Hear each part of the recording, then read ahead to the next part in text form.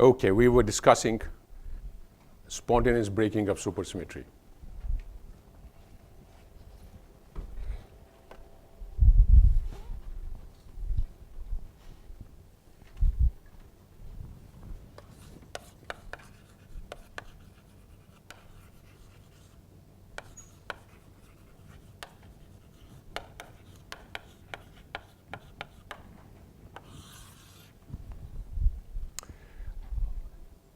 And we realized in a supersymmetric theory, the potential function is given by half the square of d of a vector superfield, d term of a vector superfield, and mod squares of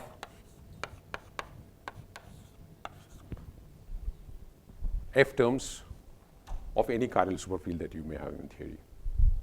And we said supersymmetry breaking would mean that the potential, minimum of the potential should be positive. That can be achieved by giving a vacuum expectation value for D to be non-zero, or F, any one of the F or a set of F's to be non-zero. A situation where vacuum expectation value of D is 0, but some of the F's have vacuum expectation value that is non-zero, we call that F-type supersymmetry breaking.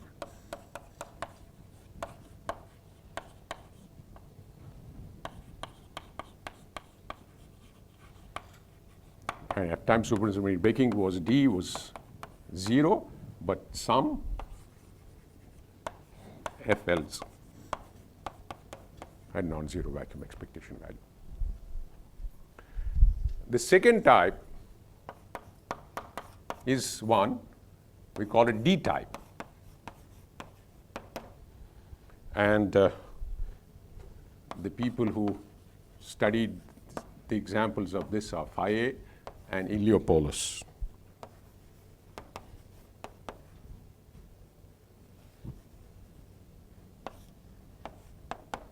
Here, D picks up a non-zero vacuum expectation value, and F's may or may not. So, D breaks up and FLs are 0, or some FL may be even non-zero. But D necessarily picks up a non-zero vacuum expectation value. So this type we'll call D-type. And today we'll study an example of D-type supersymmetry breaking. So what do you do?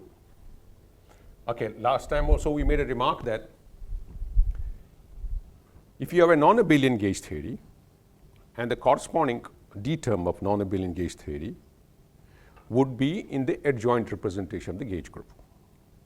Because gauge field is an adjoint representation, so will be its fermionic partner and also its associated auxiliary field. Associated auxiliary field is the D field, it would be adjoint representation. So if the D term of a non-abelian gauge theory picks up a non-zero vacuum expectation value, that will break gauge symmetry.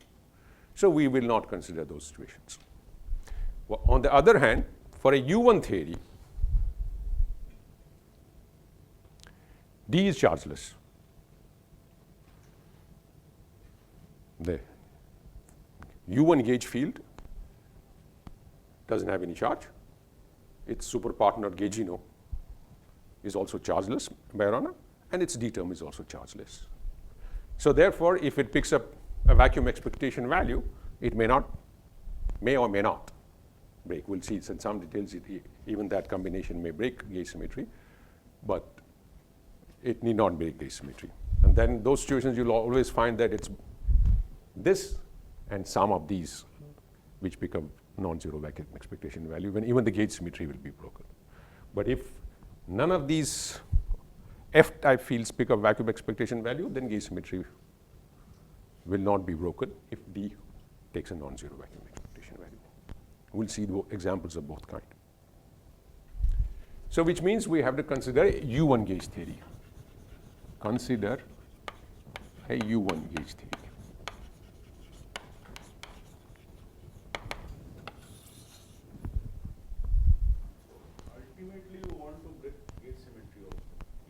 That is non-abelian gauge symmetry. Yeah. Yeah. So why not combine it with SUSY breaking and break it here? You could. Give D term a vacuum expectation value such that it breaks gauge symmetry as well as SUSY. But you don't want to break U1 gauge symmetry. No, but non-abelian fields I can. Non-abelians you failure, but non-abelian fields, what you do is that you don't, you break gauge symmetry without breaking gauge symmetry. You break gauge symmetry without breaking supersymmetry. I can combine both, right? Yeah, you could combine that, but I think that will not be the right thing to do. Maybe we'll check it out. So now consider a U1 gauge theory. Now U1 gauge theory, how do we write a supersymmetric U1 gauge theory? We have learned how to do that.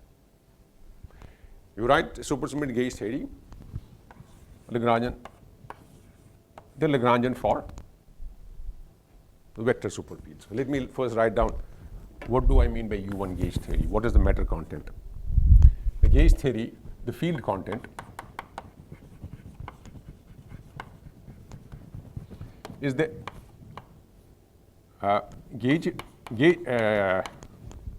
multiplet A mu, a fermionic partner, and auxiliary field. You could write it in terms of a vector superfield,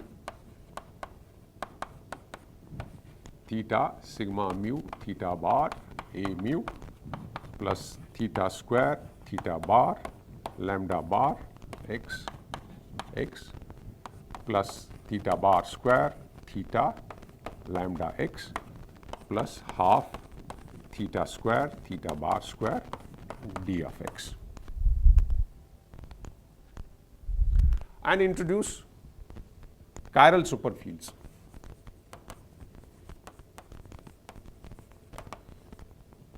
This is vector. Call them phi plus, and since they are chiral superfields, they will be functions of y and theta, root 2 theta psi plus y plus theta square f plus y. And another chiral superfield, call it phi minus, a complex scalar field, a fermionic partner, and the auxiliary superfield. So you write the Lagrangian density here now, supersymmetric Lagrangian density for the vector superfield. And then Lagrangian density for chiral superfield, phi plus, coupled to this, and L minus for this chiral superfield coupled to the vector superfield. And then you could put a D term of the vector superfield on its own. Now each of these terms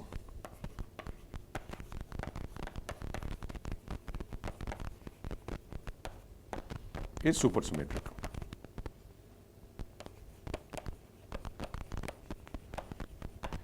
That is, under supersymmetric transformation, each one of them transforms by a total derivative. So that when I take the 4 integral of this object, we can construct action from that each of those terms in the action would be supersymmetric invariant. Now what is the form of these objects? LV is construct W alpha.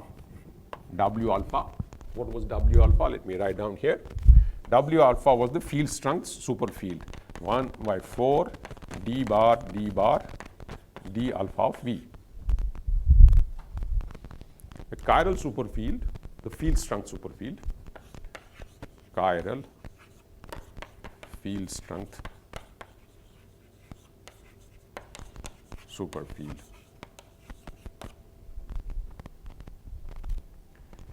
And normalize it by 1 by 4 and take the f term of this and plus Hermitian conjugate.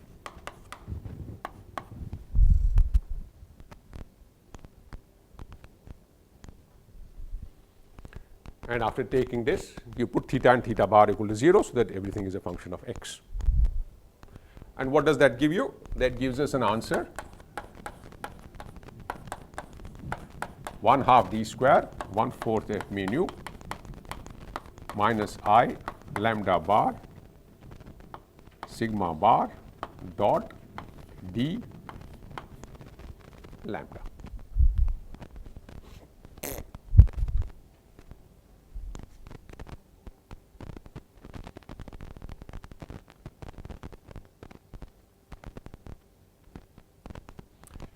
Now what is now L plus?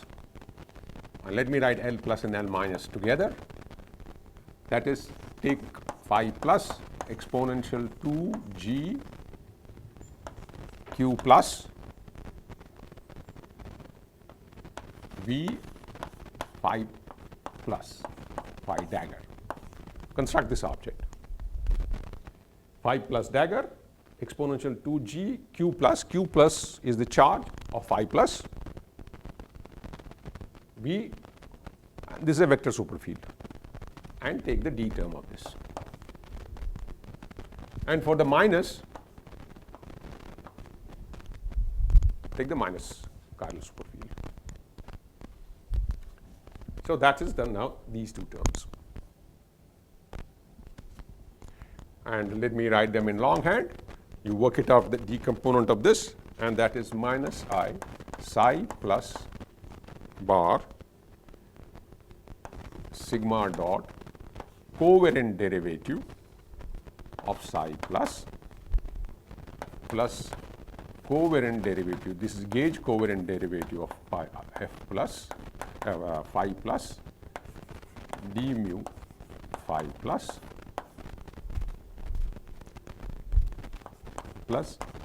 f plus star f plus f plus. That's for the chiral superfield phi, capital phi plus. And for the minus, you will have the corresponding expression minus here. Wire covariant derivative, gauge covariant derivative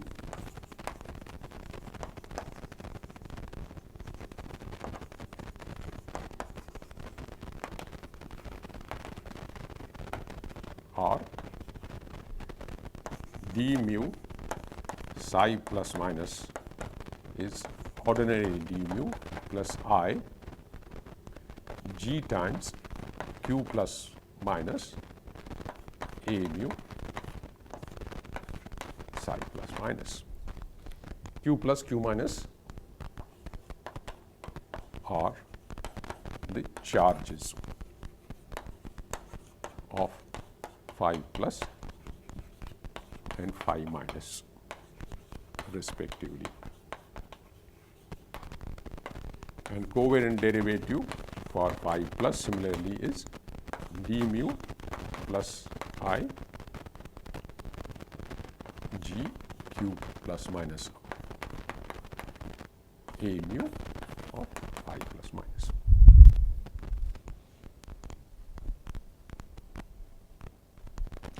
So that's what the L plus and L minus are. And then LD is twice eta, the d term of the vector superfield on its own, because that's also a supersymmetric invariant and gauge invariant term. So which is simply eta times d. V is half d, d term is half d, so twice eta v, d term of v is eta d.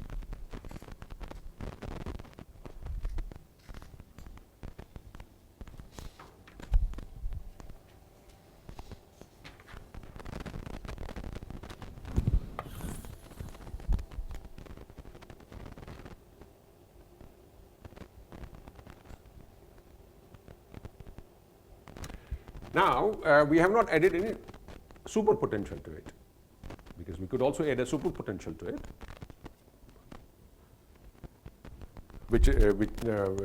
and the corresponding D term of the superpotential, corresponding F term of the superpotential, which would also be supersumeric invariant.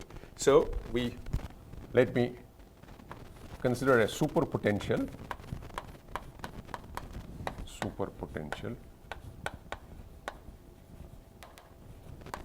which is a holomorphic function of the chiral superfields. We have two chiral superfields, phi plus and phi minus, and I take a specific superpotential, which is m times phi plus times phi minus.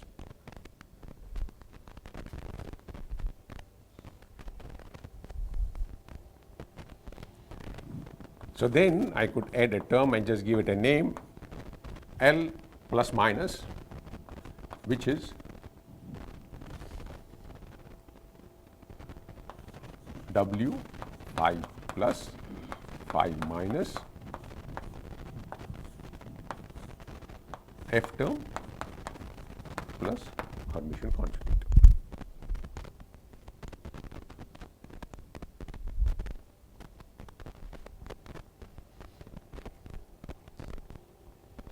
And the F term of this object is F plus variation of curly W with phi plus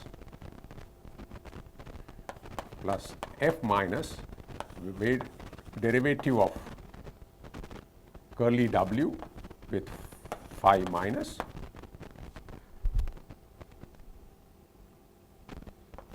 half psi I psi j, where I is plus and minus, j is plus and minus, times second derivative of W phi I phi j. This is now function of phi plus phi minus, phi plus phi minus, phi plus phi minus.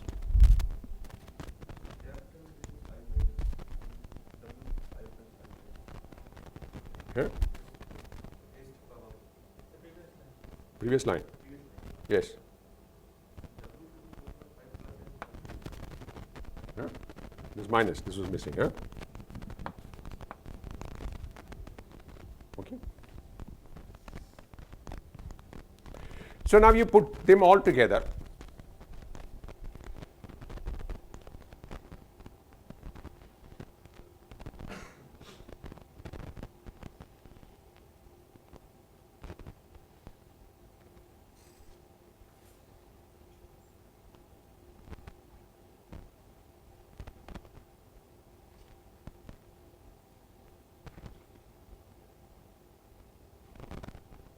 Now let me write this.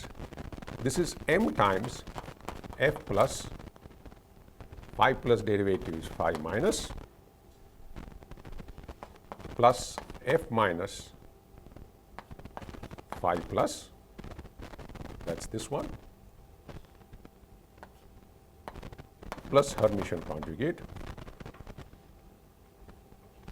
So this I have plus Hermitian conjugate. And this one is m times psi plus psi minus psi plus, let me see what, psi minus plus psi bar plus psi minus bar. This is this object plus Hermitian conjugate. The half goes away because there are two such terms here, phi plus, phi minus, and phi minus, phi plus.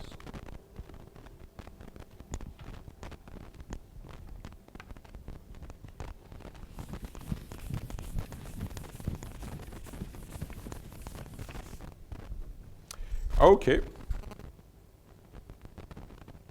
So the now final Lagrangian is the total Lagrangian, which is sum of all these four terms plus the term that we have added, L plus L minus, superpotential term.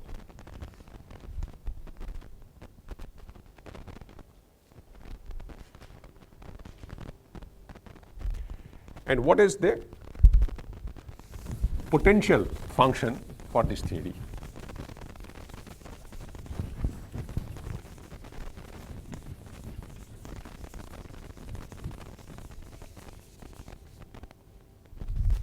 So potential function, let me call minus V, is that you collect all the terms in these Lagrangians made up of scalars with their derivatives. So that is half d square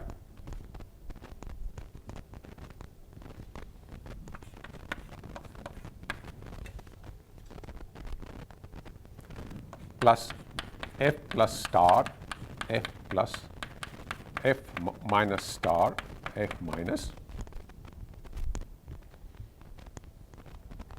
that is these two terms from L plus and L minus. And then I think, oh, I forgot a term also here. Sorry, there's one more term here, which is the Yukawa coupling term. Yes, there's one more term here. Did I write it somewhere?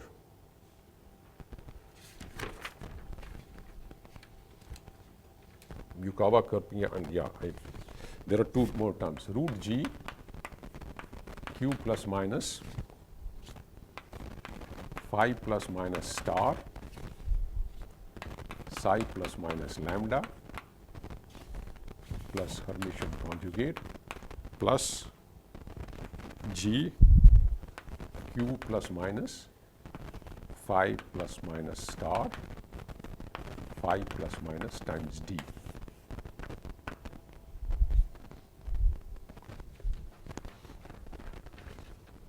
This piece has these additional terms. So another term that we have made up of in the potential is this one. So G times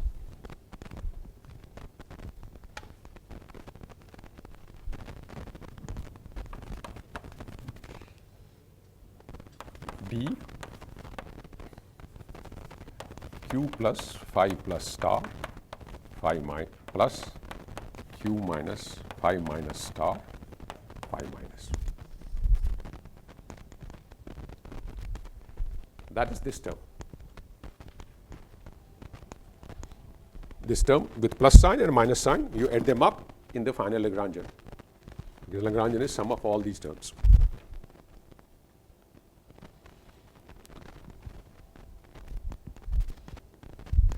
And then the piece in the superpotential, which is this one.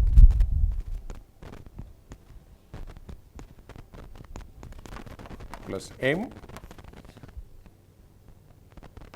phi plus F plus phi minus F minus plus Hermitian conjugate.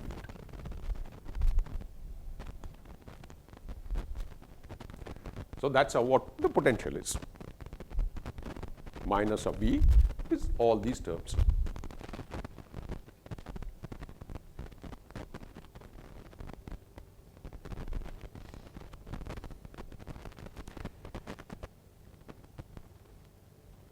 Now let's to figure out the ground state. Now, well, F plus, F minus, and D are auxiliary fields. They're constrained fields. So they have constrained equations of motion. What are their constrained equations of motion? Constrained equations of motion.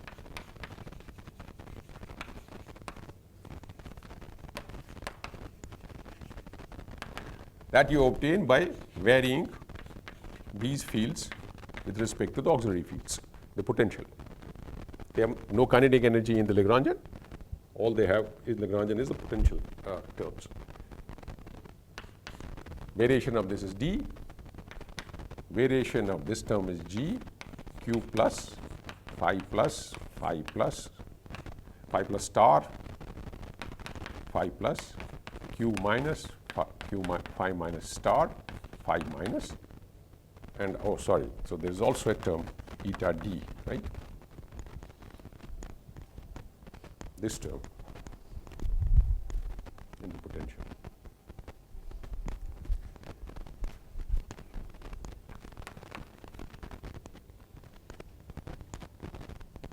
Put that equal to 0. That gives you the equation, constraint equation for D. Similarly,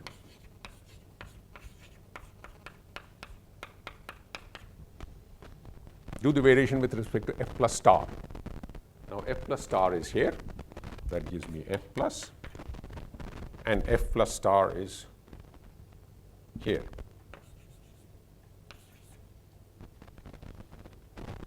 Something is wrong. This is not right. Did I write this term right? Yes. Yes. This must be minus, this must be plus. Is that right?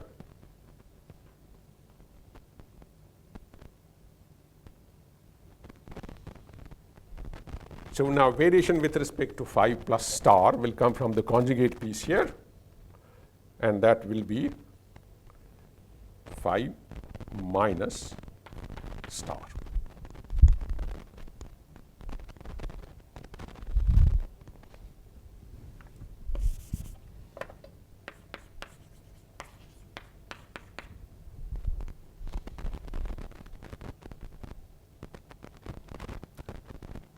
And if I do with the variation with respect to phi minus star, I will have plus.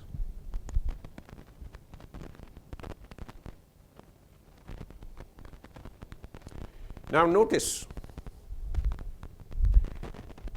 charge of phi plus is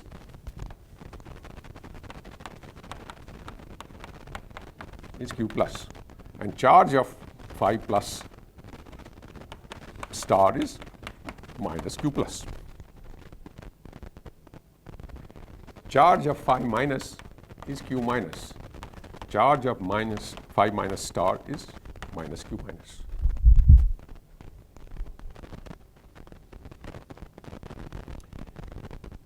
So phi plus star charge and phi plus charge are equal and opposite.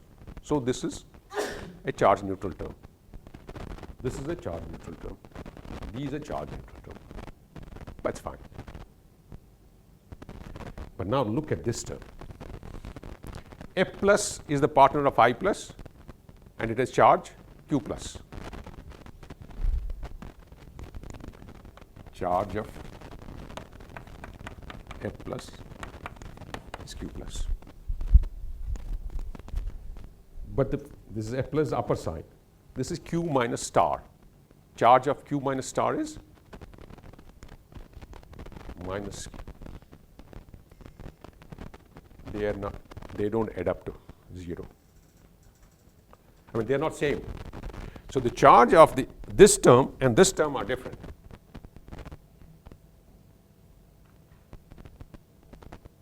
Unless Q plus is minus of Q minus, right? Q plus and Q minus are 0. So this constraint breaks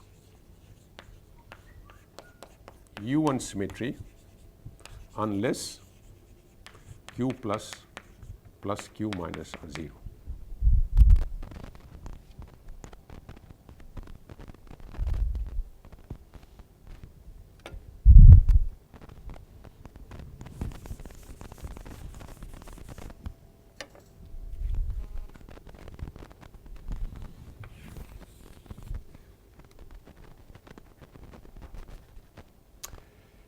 Now what we can do is that we can put this constraint equations back into the potential and see what the potential looks like. So minus V is half D square. D square is this whole thing, is D square plus G square Q plus phi plus star phi plus Q minus phi minus star phi minus square plus 2, or maybe let me do it differently. let me do it differently. Write this. This is half d square. Write this term and this term together as d times eta plus g q plus phi plus star phi plus q minus phi minus star phi minus. That's this term and this term. And then I have phi plus star phi plus phi minus star phi minus plus m phi plus f minus phi minus f plus Hermitian conjugate.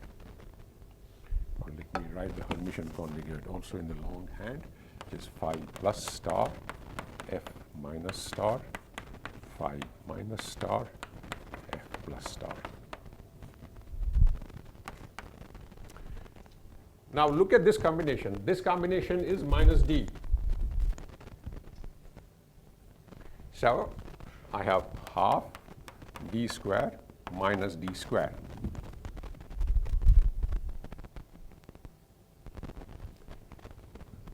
Then f plus star f plus f minus star f minus. Now look at this equation. M times phi plus is phi minus. So that is minus f minus star f minus, and this is f plus star f plus, and this is Hermitian conjugate of these objects, which is the same.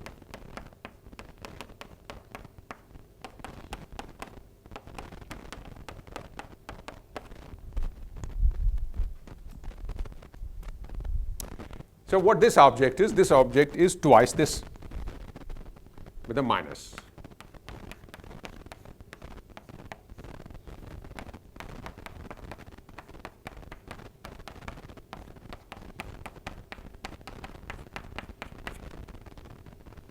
So v of phi plus and phi minus is half d square plus f plus f minus star f minus.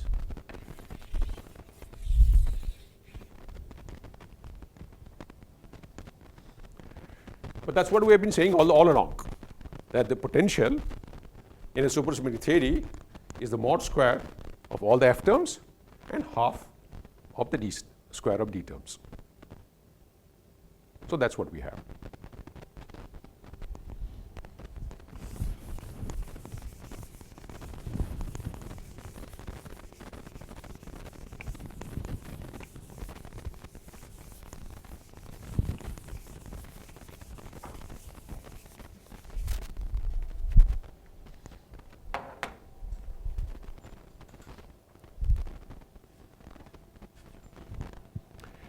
Now what about the fermion masses?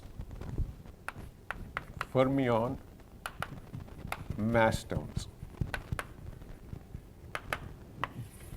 Fermion mass terms come from the superpotential. This piece, F term of the superpotential. So what do they look like?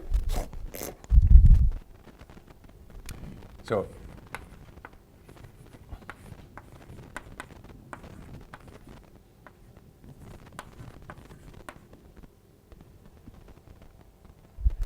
should have put delta here, right?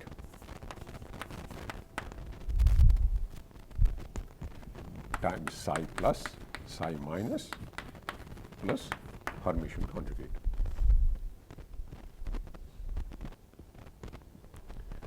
And that is simply m psi plus, psi minus, psi plus bar, psi minus bar.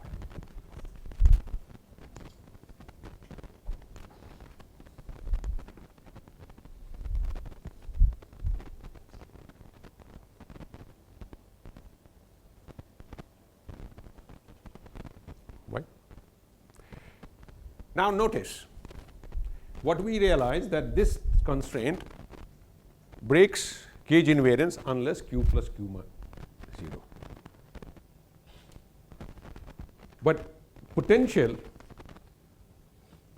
is gauge invariant for any value of q plus and q minus, because q charge of f plus and f star are equal and opposite. And so this is gauge invariant. What about the mass term?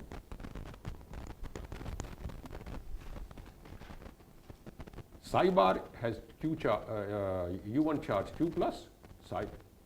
So the charge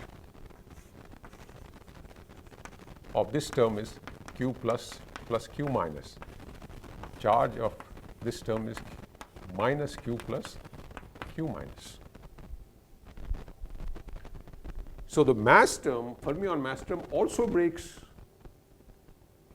u1 symmetry unless q plus is minus. So mass terms, fermion mass terms, break u1 symmetry unless q plus and q minus are 0.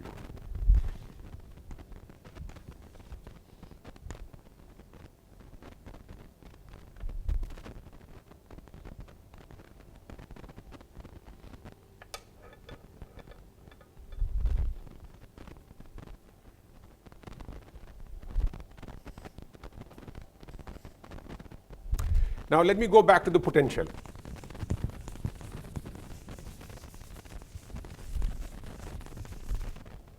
Oh, this I wanted.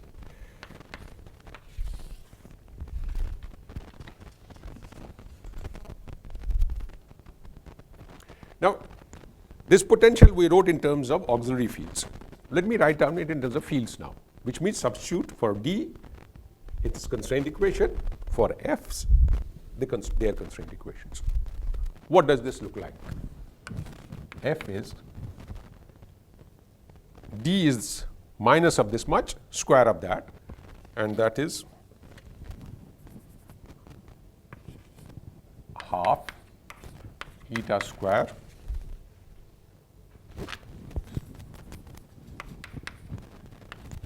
g square by 2, square of this object, q plus phi plus star phi plus q minus phi minus star phi minus square plus eta g cross product of q plus phi plus star phi plus q minus phi minus star phi minus. That is half d square.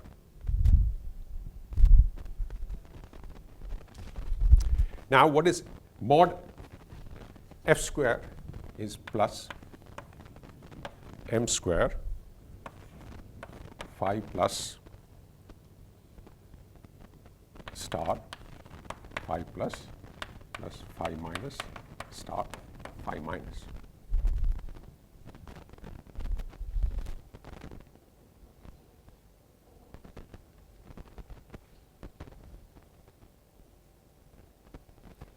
Let me rewrite this in the following way. Half eta square plus half g square q plus phi plus star phi plus q minus phi minus star phi minus square, and rewrite this term as m square plus q plus minus eta g times phi plus star phi plus and minus, sum over plus and minus.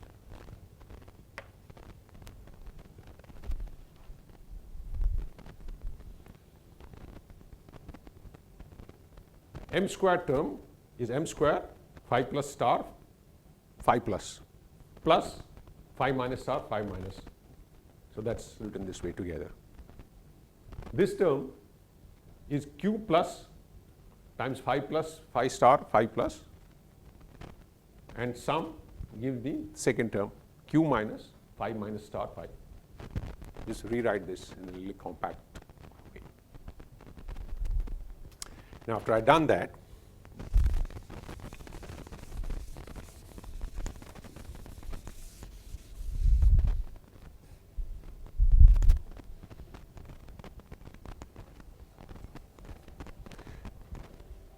let me now try to find the ground state for this potential. How do you find the ground state of the potential? Minimize it with respect to this fields. So, take a variation of V with respect to phi plus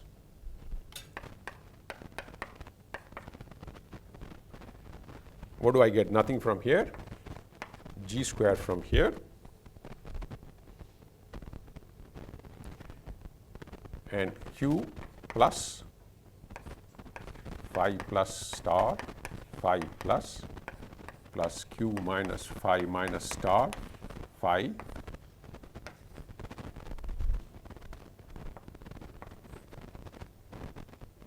times phi plus. That's a variation of this term with respect to phi plus star. Phi plus star is here. So, that gives me q plus here, this whole factor times phi plus outside. Then let me do that with this. So, what do I get here? I'll get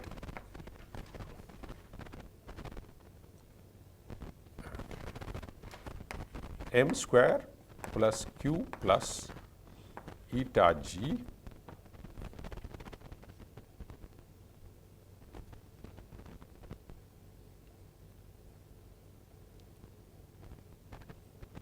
phi plus star. So, that gives me only phi plus this term.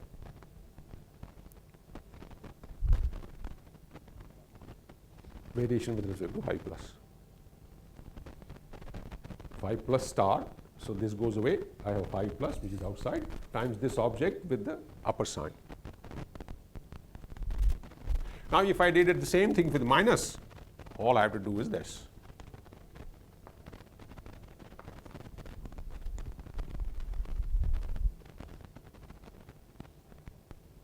And then put this equal to 0.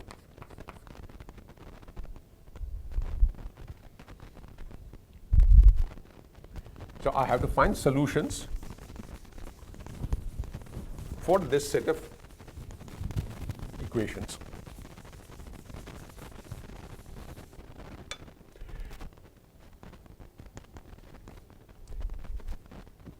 Now, this will depend upon what is the sign of this object. Because if this is or maybe I should have rubbed off the, let me write down them again.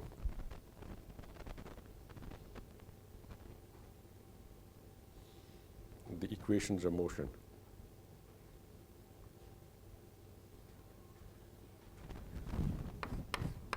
D was eta.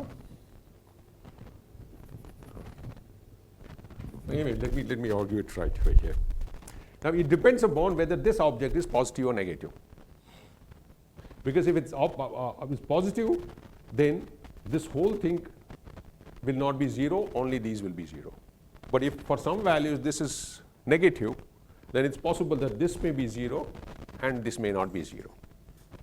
So, which means several cases as m square greater or less than q plus mod eta g or m square greater or less than mod q minus eta g. And also for, let me take q plus to be positive, or q minus could be positive or negative. I mean, these could be positive, negative. So depending upon all these values, the minimum of this potential will change. Let me consider a particular case.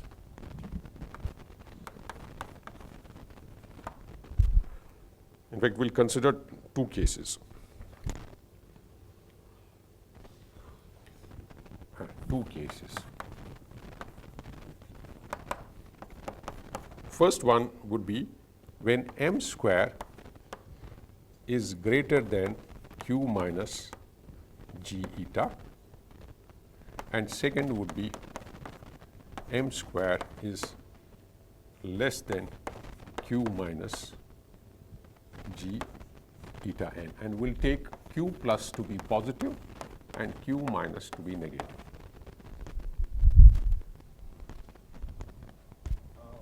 I thought because of the mass terms you have to always put q plus equal to, q plus, this is q plus plus q minus is always 0.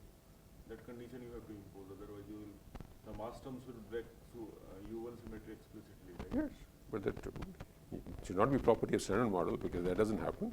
But in a general, I can construct some model which may break it. You are also considering a scenario where there is explicit breaking plus Yes. on top of that. Yes. The most general situation. Okay? So we'll consider these particular two cases. They're very illustrative. The reason is that in this case, we'll show that supersymmetry is broken, but gauge symmetry is not, which means photon still stays massless, except by some of these mass terms. But gauge field will stay massless. There is no spontaneous breaking of the gauge symmetry. In this case, we'll show that not only is the supersymmetry broken, but it's also gauge symmetry is broken, which means photon will become massive.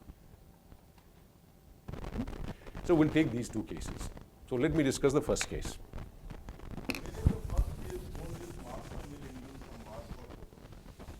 No, from not at tree level.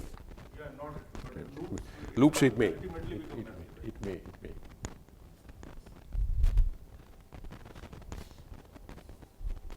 So let me consider the first case. So case 1. M square is greater than q minus eta g. And remember, q plus we are going to take positive and q minus we are taking negative.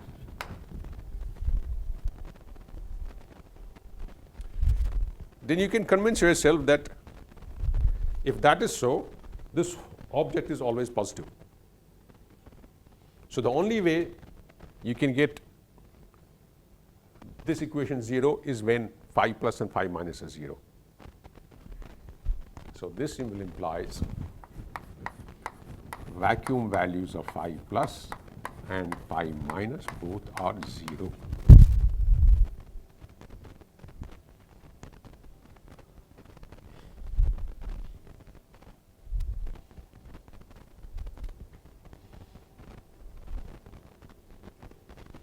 And remember, what was the equation of motion for scalar field, for d auxiliary field?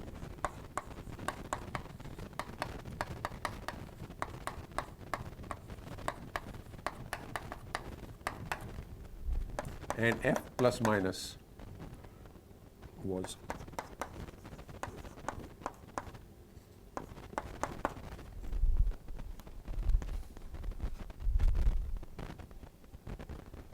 so that tells us vacuum value of D is minus eta and vacuum value of F plus and F minus are 0.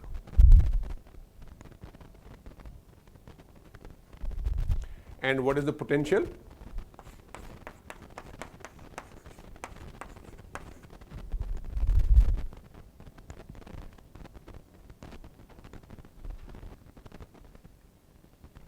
So clearly, SUSY is broken. An auxiliary field has a non-zero vacuum expectancy value in the ground state. Potential is positive definite. So SUSY spontaneously broken.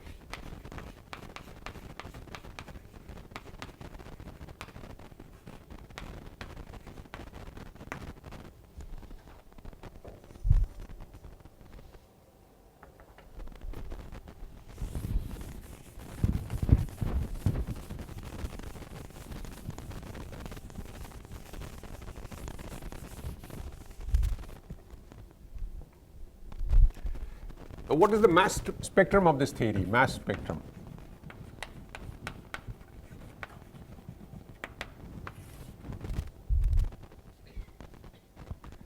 We have the potential written somewhere here.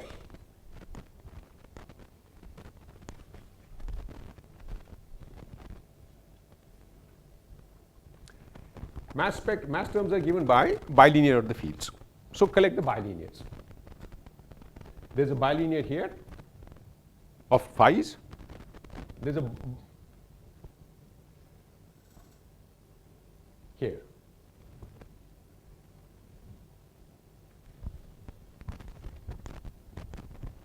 So complex scalars, two complex scalars, phi plus and phi minus with mass m square equal to, or with mass square equal to m square, that's this term, plus eta g q plus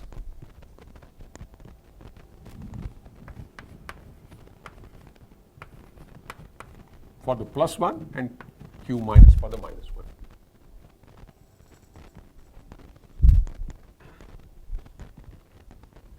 This plus this is the mass term for phi plus this is the mass term for phi minus. Two complex scalars.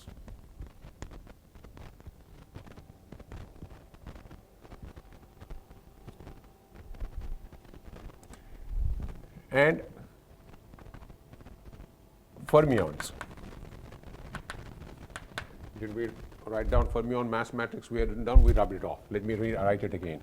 We had m psi plus, psi minus, psi plus bar, psi minus bar. So this mass term is a mass term of a Dirac field, Dirac fermion, with left-handed component psi plus and right-handed component psi bar minus. Okay? So this is, so at Dirac, let me write it right, m psi bar psi. So at Dirac fermion of mass equal to m.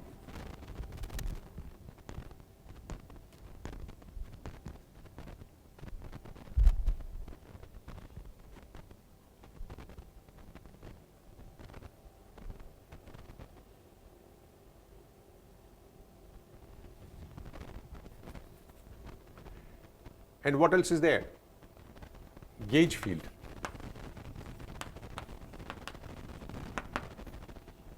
A mu massless. Because there's no mass term, but there's no a mu square term in the Lagrangian. And gaugino lambda massless.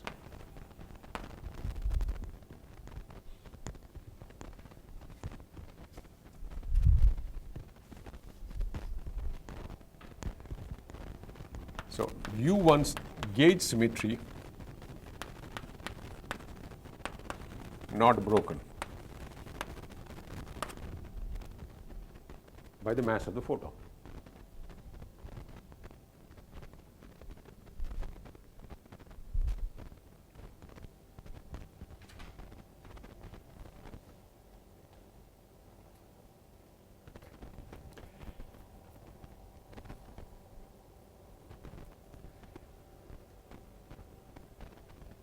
Now, note, since vacuum expectation value of D is non-zero, what would be the corresponding Goldstino of this theory? Supersymmetry has been broken spontaneously. Goldstino is the superpartner, fermionic superpartner of this D. So Goldstino is massless lambda. The Gaugino is the Goldstino of this theory.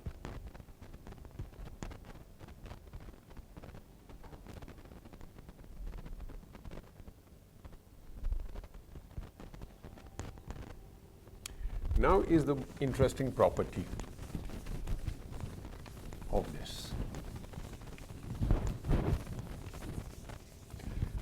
For the F-type supersymmetry breaking, we noticed that there was a relationship between mass squares of the bosonic fields and mass squares of the fermionic fields. Did you have a question? No, actually, I was wondering about the mass dimension of D and lambda. D is mass Dimension 2. 2 and Lambda is 3/2. So we had seen in the F-type supersymmetry breaking, there is a special mass relationship of bosons and fermions. That sum of the mass squares of bosons is the same as the sum of the mass squares of the fermions. Of course, if supersymmetry is exact, then this is true, because masses of fermions and bosons are exactly equal in each multiplet. But even when supersymmetry is broken, the masses and masses of bosons and fermions in a multiplet are not same, but yet the total sum of the mass squares of bosons in the theory and the sum of the mass squares of the fermions in the theory are equal. Within each multiplet they are not equal, but as sums they are equal of different multiplets. That's the property we saw there. Now let's see what happens to that property here. So let's sum up the boson masses. Boson mass squares. I'll call it MB square. What are the bosons we have here? We have listed them here. M square plus 2 G eta Q plus is the mass of 5 plus. Mass of 5 minus is with Q minus. So their sum is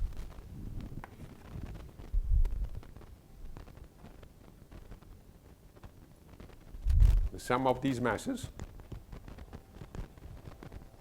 for 5 plus and 5 minus is the square of this, is the sum of these two objects. So that is 2m square and q plus and q minus here. So that is for the complex scalars. But complex scales are made of two real objects. So there are two real scalars.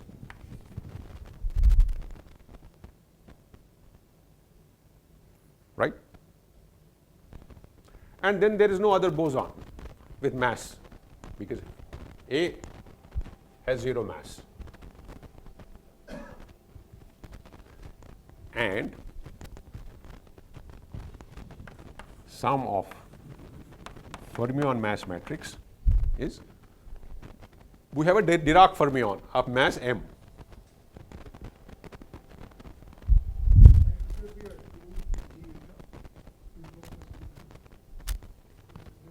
There was no 2 here, right? Yeah, you're right.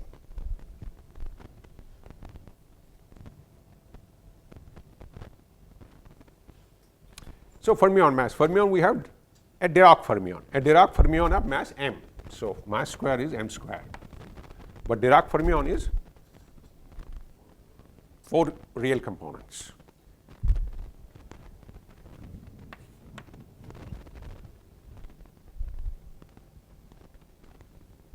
So now let me calculate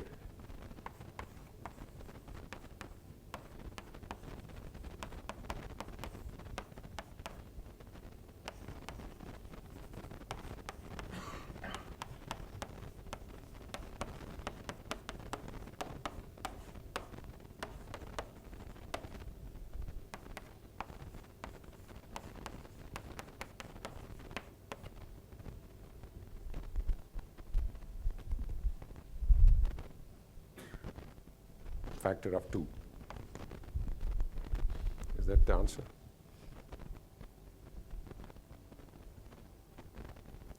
And let me rewrite this as minus 2 G Q plus and Q minus and vacuum expectation value of D, because vacuum expectation value of D is minus eta.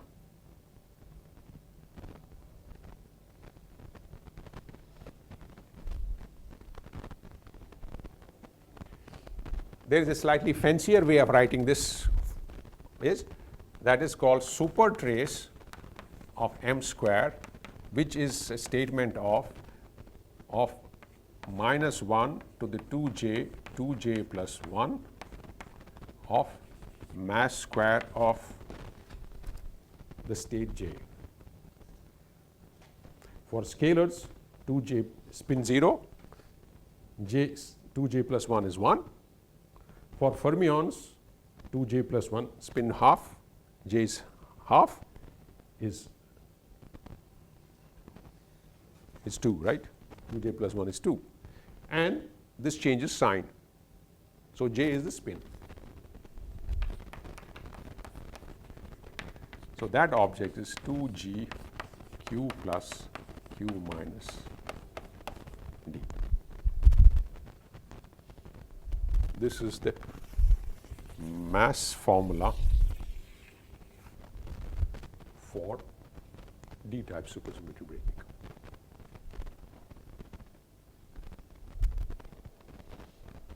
So actually, if I don't have an explicit symmetry breaking term, then this is 0, super trace is 0. Super trace is 0. So unless if q plus and q minus is 0, super trace is 0. I was just wondering why this relation is coming from here, because it looks like it is an interplay between explicit breaking and SSB, because both factors are appearing here. I mean, if vacuum expectation value of D is 0, then super trace is 0. If the q plus plus q minus is 0, Yes. then also it is 0. Yes. Yes. Yeah. D referring to DV from spontaneous symmetry, right? Yes. And Q plus that Q plus plus Q minus is from explicit U1 breaking. Some terms are breaking U1 terms. So the point is the super trace is proportional to vacuum expectation of D. At the same time, it's proportional to Q plus and Q minus. Some of the U1 charges. But even when if sum of the U1 charge is 0, supersymmetry is broken because D is picks up a vacuum expectation value. The two things are different, but there any special relationship? I don't know. I mean, how this tanglement has happened, that's what I mean. This tanglement happens very often. That's why I don't know a right answer for that. It happens very often. We'll get back to it and see some other properties of this kind of a thing. We don't like Q plus and Q minus to be non-zero for varieties of reasons. Yeah, that I agree. We want Q plus and Q minus to be 0.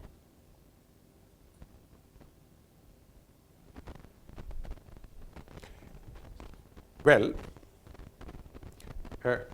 okay, so this is the master formula. So as opposed to F term breaking, which was 0 here, the D term breaking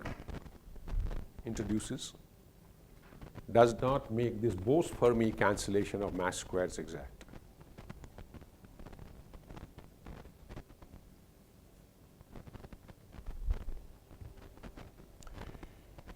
Now, there are varieties of reasons why one wants Q plus and Q minus to be 0.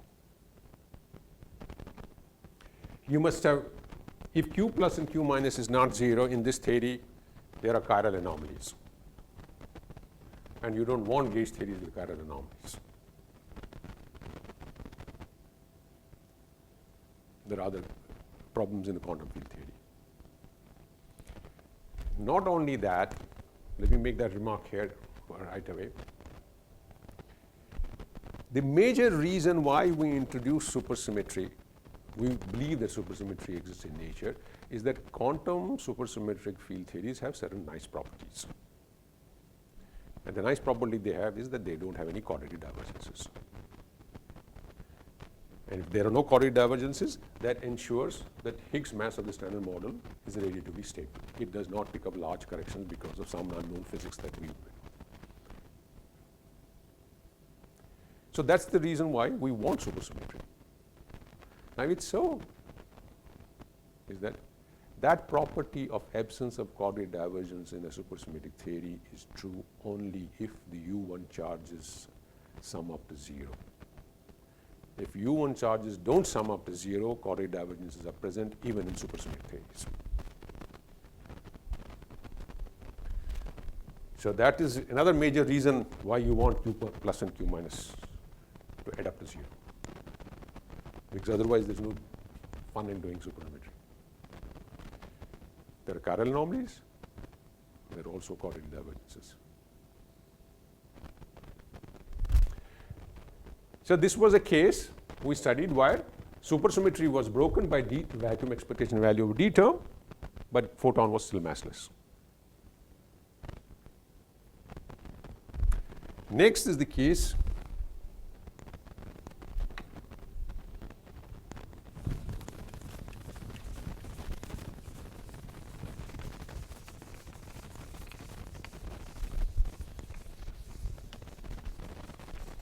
don't know if I'll be able to finish this today. Should I start it and see how far I can go? Or should we do it on Monday?